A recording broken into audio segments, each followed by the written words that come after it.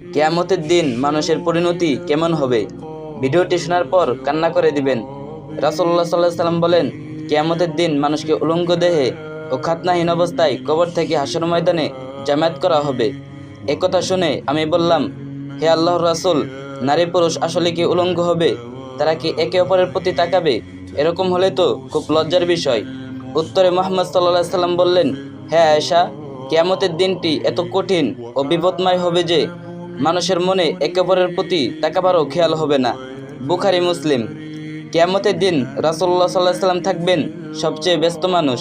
মিজানের পাল্লা, হাউজে কাউসার একসাথে ছোটাছুটি করতে থাকবেন, ইয়া উম্মতি ইয়া উম্মতি ইয়া উম্মতি বলে। জিবরাইল আলাইহিস সালাম কবর থেকে তুলবেন মুহাম্মদ সাল্লাল্লাহু আলাইহি সাল্লামকে। রাসূলুল্লাহ সাল্লাল্লাহু আলাইহি সাল্লাম জিজ্ঞেস করবেন, কি ব্যাপার জিবরাইল, আমার উম্মত কি উঠেছে? ওইদিকে আবার মুসা কালিমুল্লাহ আরশের খুঁটি ধরে আছেন আর বলছেন, ইয়া নাফসি ইয়া নাফসি। সেদিন ইমামুল আম্বিয়ার মুখে থাকবে ইয়া উম্মতি ইয়া উম্মতি, আর সেদিন তার পায়ে থাকবে দৌড় আর মুখে থাকবে আওয়াজ। রাসূলুল্লাহ সাল্লাল্লাহু আলাইহি সাল্লাম খুব অশান্ত, ছোটাছুটি করছেন। হঠাৎ ওনার মনে পড়বে, আমার উম্মত ক্লান্ত, পিপাসার্ত নয়তো ছুটে যান হাউজে কাউসারে। হ্যাঁ, এই তো পিপাসার্ত উম্মত। নিজের হাতে হাউজে কাউসার থেকে পানি পান করাবেন আর বলবেন, পান করো, আর কখনো তৃষ্ণা হবে না। হঠাৎ মনে হবে মিজানের সামনে দাঁড়ানো উম্মতের কথা, ছুটে যাবেন সেখানে। দেখবেন উম্মতের বাম পাল্লা ভারী হয়ে যাচ্ছে, পেরেশান, তিনি হয়রান। অতঃপর দৌড়ে যাবেন দরুদে পিটারার সামনে, যেখানে তার জন্য পড়া দরুদ উম্মতের নামসহ একটা বক্সের মধ্যে জমা আছে।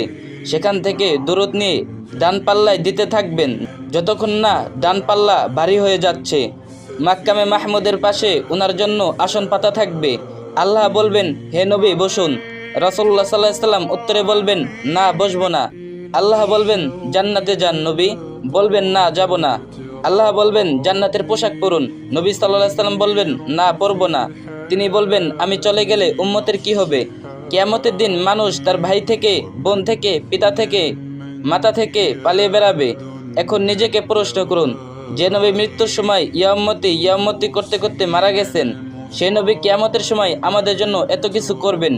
সেই নবীর উম্মত হয়ে আমরা কি করছি? আমাদের কি করা উচিত? আমরা কি নবী সাল্লাল্লাহু আলাইহি সাল্লামের সুন্নত ও আদর্শ মেনে চলি?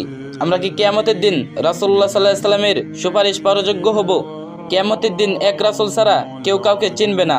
অতএব রাসূলুল্লাহ সাল্লাল্লাহু আলাইহি সাল্লামের সুন্নত ও আদর্শ অনুসারে জীবন তৈরি করা, তার সুপারিশ পাওয়ার যোগ্য ও উম্মত হবার চেষ্টা করা উচিত।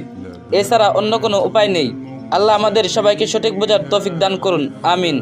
আর ভিডিওটা আপনার কয়েকজন ফ্রেন্ডকে শেয়ার অথবা মেনশন করবেন। হতে পারে আপনার শেয়ার করা ভিডিও দেখে